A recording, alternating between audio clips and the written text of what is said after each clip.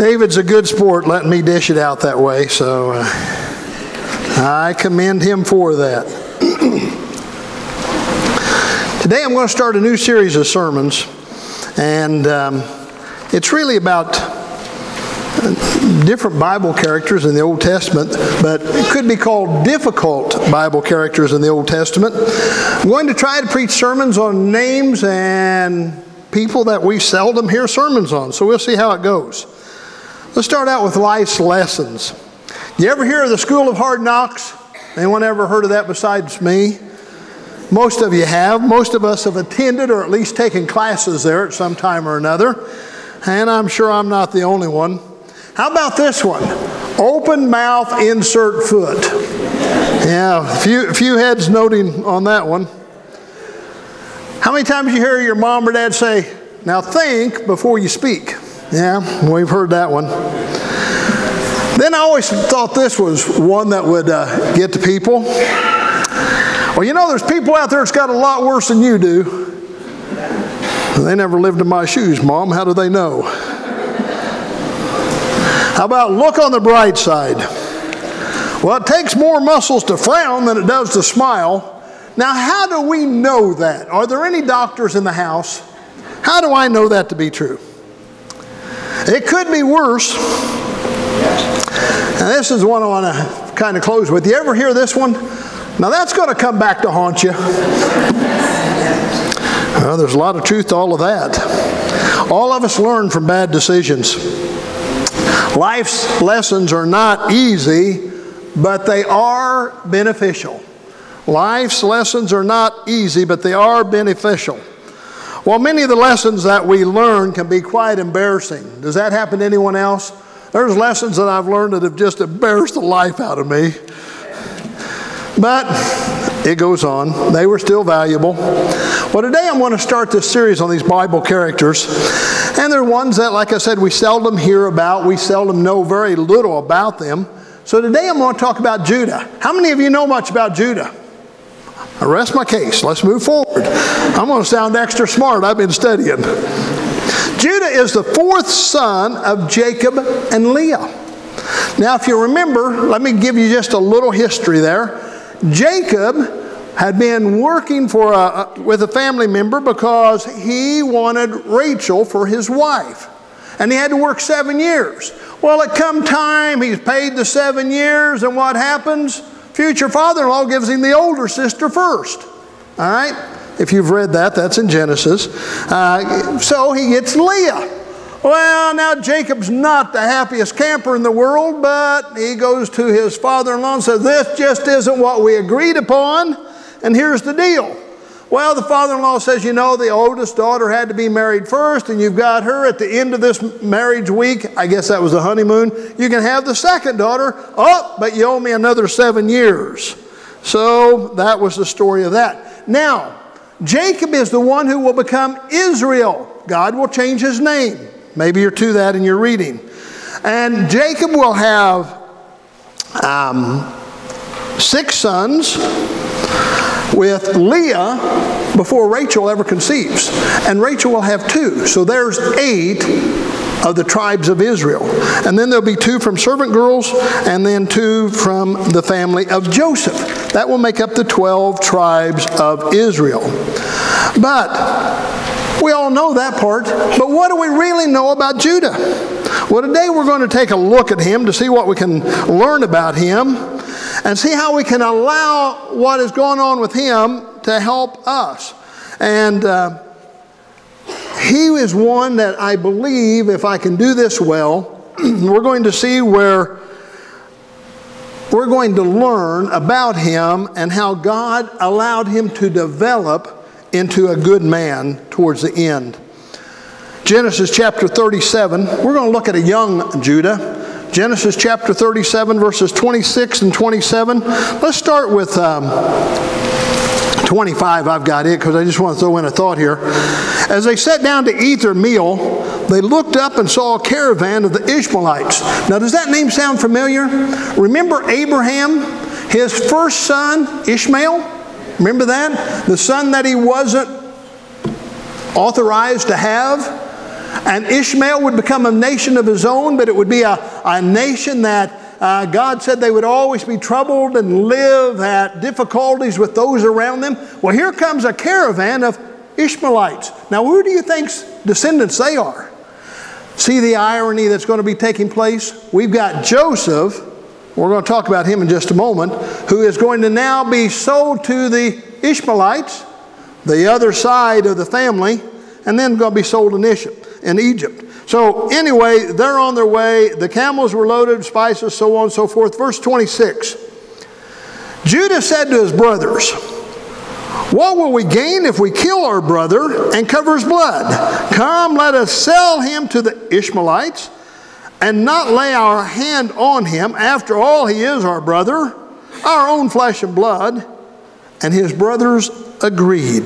Now Joseph, let's go back to Joseph. Remember Jacob, his first son with Rachel was Joseph. Now Joseph rapidly became Dad's favorite. Why? Because he loved Rachel.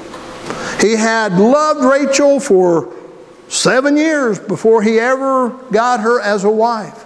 He loved her. Joseph, after 6 other children with Leah, 4 other children with Leah, 6 other children with Leah, is going to have Joseph. Now Joseph has a special place in Dad's heart. Remember the coat that we talk about? There's a lot of sermons about his coat of multicolors and how Dad had favored him. Well, Joseph even told his brothers about this dream that all of you will be bowing down to me. And it really made all the brothers mad. Now, I don't know why that would make you mad, but if my sister had said, brother, before it's over, you'll bow down to me, one of us would have been aggravated. So that's what's been taking place. Now, Joseph, not only has he got the coat of many colors, not only has he been Dad's favorite, not only has he told the brothers, you're going to bow down to me, we've also got this.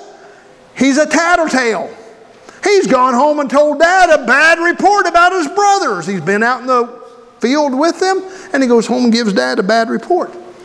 All right, now the brothers have gone off to tend to the sheep. They're all gone. They're out tending the sheep. And where's young Joseph? Well, he's home with Dad. Now Dad says, I want you to go check on your brothers. I want you to go check on your brothers. Bad move on Dad's part. Those brothers don't like this boy anyway. So let's send him way out in the field to check on him. Well, now the plot thickens. Here comes brother, just happy-go-lucky brother, and they said, here comes that troublemaker. All he does is call us trouble. Dad's favorite. We all know how that is. Let's kill him. That'll end this problem. Let's kill him. Now, there's a cistern there. It's dry. And they said, let's put him down that cistern while we talk about this. And conversation will go on. And most of you know the story. And what's going to happen? They're going to kill the kid. They're going to kill him. Well, now Reuben, that's the oldest boy. He's decided he's going to rescue him for his dad's sake. He is going to rescue him. He's going to take him back to his father and hopefully tell Dad, don't send this kid out here again. But the other brothers, they don't like that idea. They're going to kill him. And now comes our man Judah. Judah is a little different than the rest. Judah is opportunistic and says, let us sell him. Opportunistic. Let us sell him. Here comes a caravan. We'll sell him into slavery. Now we're going to make a little bit of money. We're going to dip that fancy coat in some sheep blood. We're going to take it home to Dad. Dad's over it. We're moving on. And Dad can pick a new favorite. You got Judah, who is living by the philosophy of living for the moment. What's good for me is good for me right now. He's not looking down the road at all. Now all the brothers except for Reuben, they're not thinking about dear old Dad. They're not looking past the moment. Judah's actions were selfish. They're indifferent to the feelings of others. Now let's stop there for a minute and let's start applying this. Many times when we're young, Judah's still young. He's had some life's experiences, but he's still young. We never look past the moment. We never look past the right now. We never look at the big picture of the consequences, or we never look into the future to see what's going to take place. And that seems to be commonplace. We never see past what's good for me is right now. Now, if we do, why have we developed this statement? If I'd known I was going to live so long, I'd taken better care of myself. See, we never look past the right now. Right now it's good for me. You know, little did I know several years ago that I'd have to walk every night to keep everything ticking, you know. I might have taken better care of myself. Each one of us apply. Now, you can smile, oh, you poor old preacher. You all are in the same boat. It's not just me. And as we get older, you know, one of the things that I've noticed as I've gotten older, I get thank you notes for pharmaceutical companies. Yeah, they're always sending me a notice, thank you so very much for using our company. I own 3 of them by now. It's amazing what takes place as we get older. I'm pretty sure that there's 2 of the aspirin companies that hate me because they don't allow me to take them anymore. Tylenol has fallen in love with me. Some of you are in the same boat. If I'd known I was going to live so long, I'd taken better care of myself. When we're young, we make those impulsive decisions. You know, when I was young, I thought Dairy Queen was an every night stop. Oh, those were the days. You kind of get the idea. It wasn't every night stop, folks. You kind of get the idea. That immaturity. But at some point, we start turning the corner. Young Judah was very impulsive, very opportunistic. Right now, let's sell him. Now, there's always those things that we have to live with. We have to, after we've made some of these immature feelings. I call that seeing the hurt. Let's go over to Genesis chapter 37 once again. Let's drop down to verse 31 through 35. Then they got Joseph's robe, slaughtered a goat, dipped the robe in blood. They took the robe back to their father and said, we found this. I like that. We found this. Yeah, right. Examining it to see if it's your son's robe. He recognized it and said, it is my son's robe. Some ferocious animal has devoured him.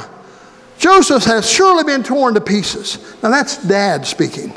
Then Jacob tore his clothes. Now that was a bad deal. That's a sign of grieving. He tore his clothes, put on sackcloth, and mourned his son many days. And all of his sons and daughters came to comfort him. But he refused to be comforted.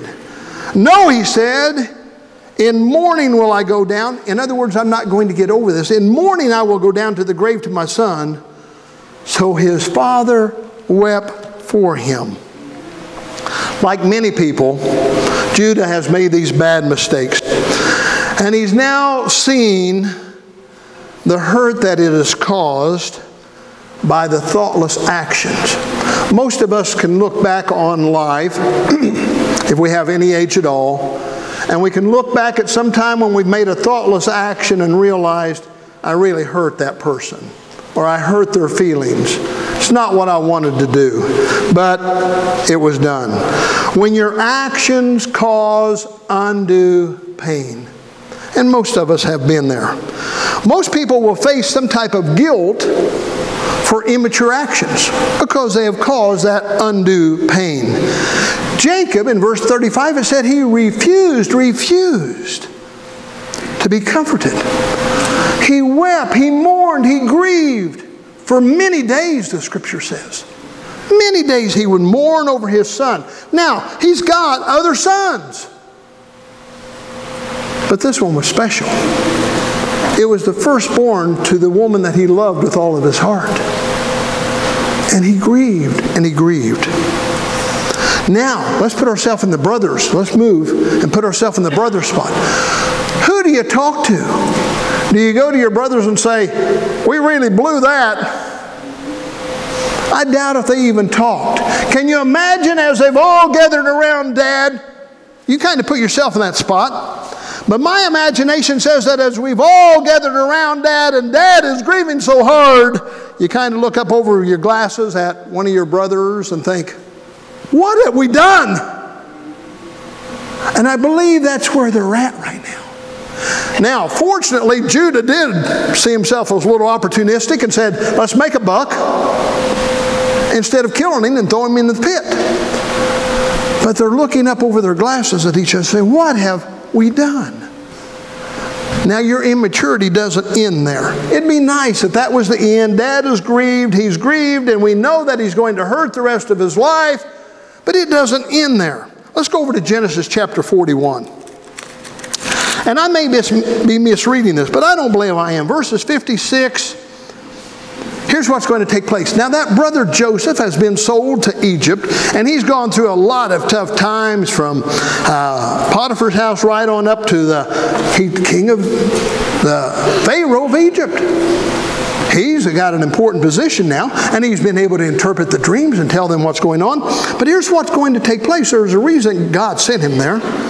When the famine had spread over the whole country, Joseph opened the storehouses and sold grain to the Egyptians, for the famine was severe throughout Egypt.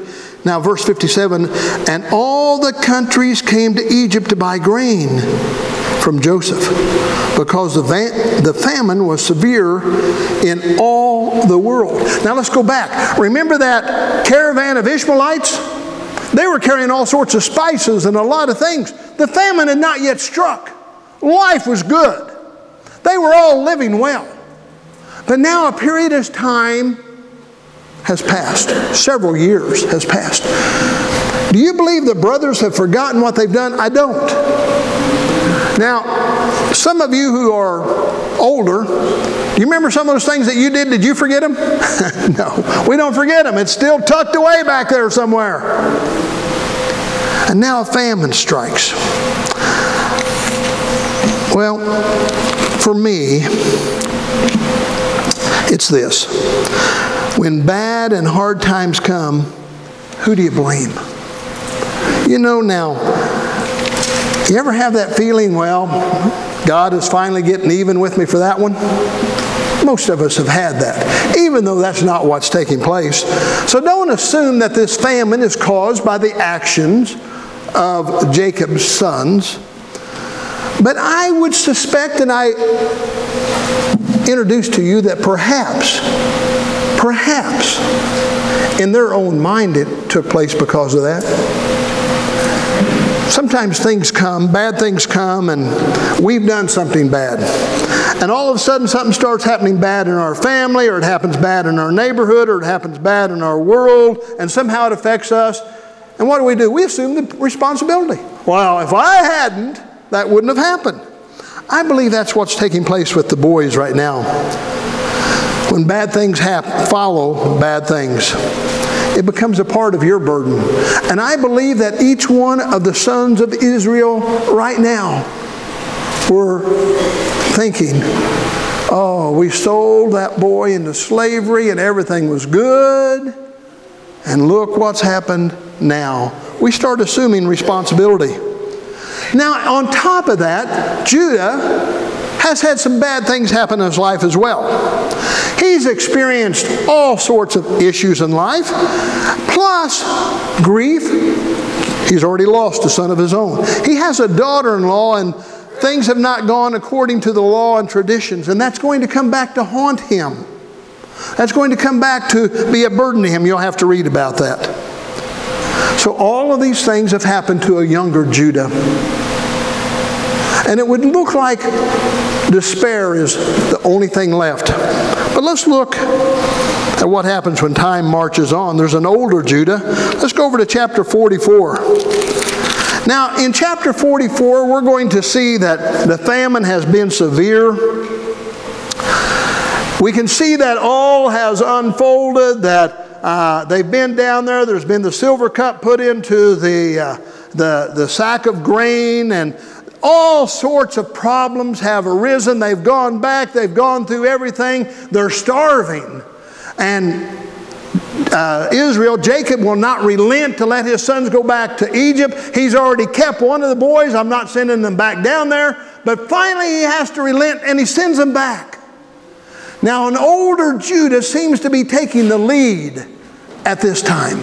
Seems to be having the responsibility at this time. And here's what's going to take place.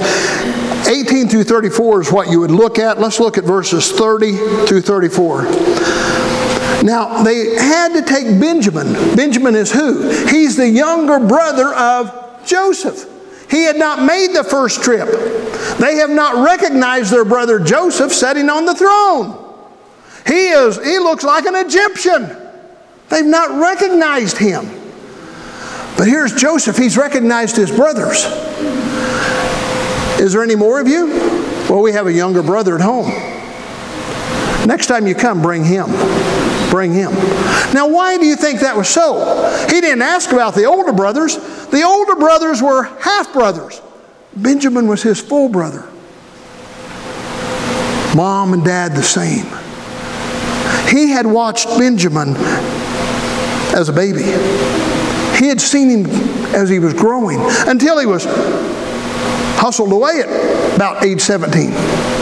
And he's watched this young son of his mom and dad, my younger brother.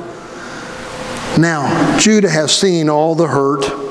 He's experienced grief.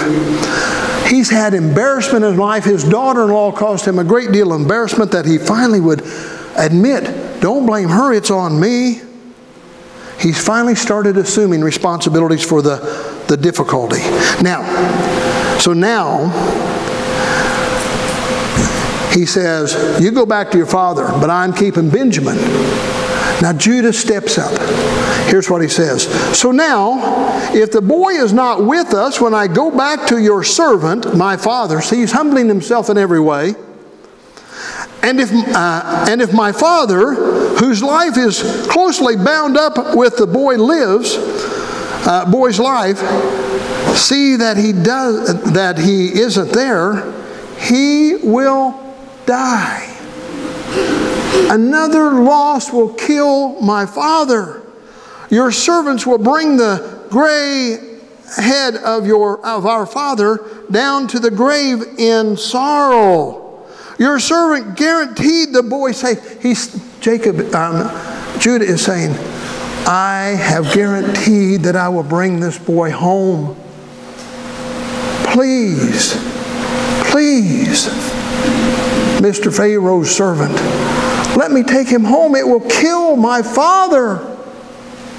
Now let's get the rest of it. I said, if I do not bring him back to you, I will bear the blame before you, my father, all my life. Now he's already bearing blame all his life. Now then, please let your servant remain here as my Lord's slave in place of the boy, and let the boy return to his brothers. How can I go back to my father if the boy is not with me? No, do not let me see the misery that would come upon my father. He's seen it once. And he's already told Joseph. He said he lost his son that he loved, and it almost killed him. Don't let me go home without this second boy that is so important to him. Keep me. Keep me. Judah's changed.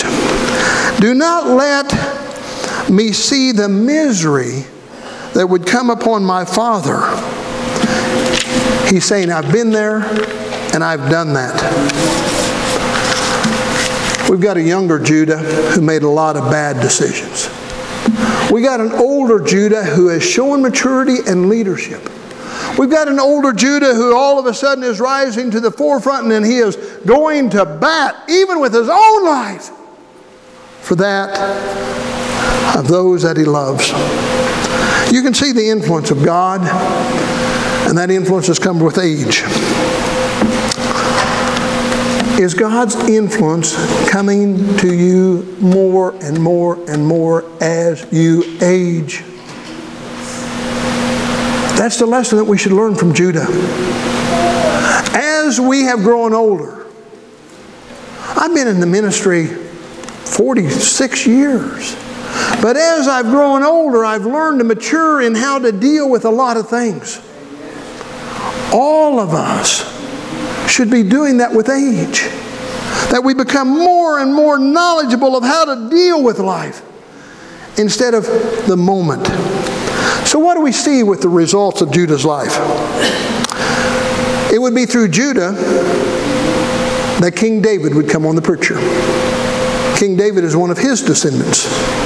And if you go into Matthew, into the genealogies, it would be through that embarrassment with that daughter-in-law that the next son would come, and Judah would be in line with Jesus. Many think it's Joseph because of Joseph's prominent place in the Old Testament. There's not a tribe of Joseph. His two sons got tribes. It was Judah who would be given the large portion of the promised land. It would be Judah who would become the leader of the people. It would be Judah who would have the great city of Jerusalem in his boundaries. For a very impulsive young man who said, let's sell him, let's make $1, to be in the lineage of our Lord Jesus Christ. It didn't come in his youth. It come with maturity. All of us as Christians should be maturing. Each and every day. Sometimes it's a slow process.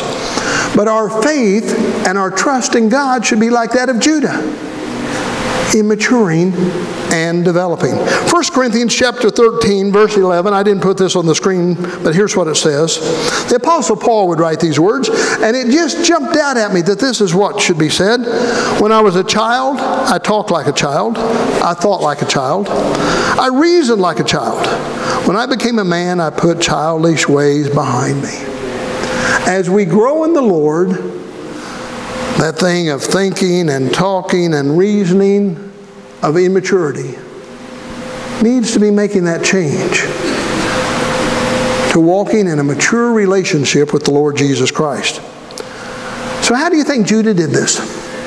Well, folks, I think he learned from his experiences. I think he learned from his experiences. I think he learned from his failures. I think he learned the hurt of not seeing the big picture, only having tunnel vision for the right now.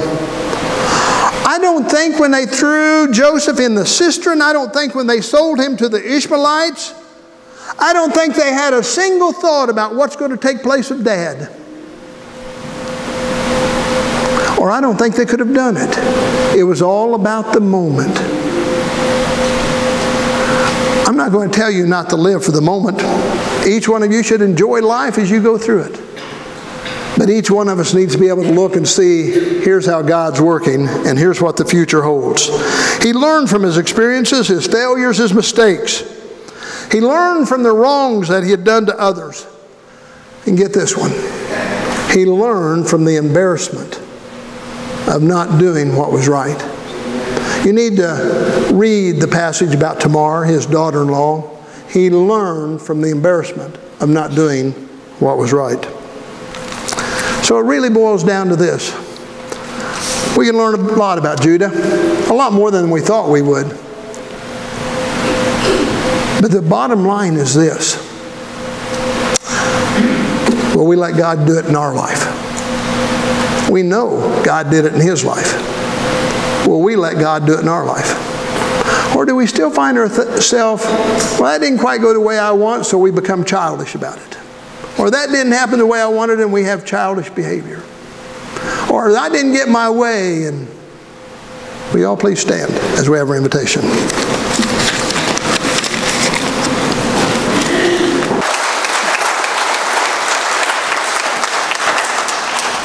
Please please make sure you get around and meet David and Aaron and welcome them, make them feel a part of our church.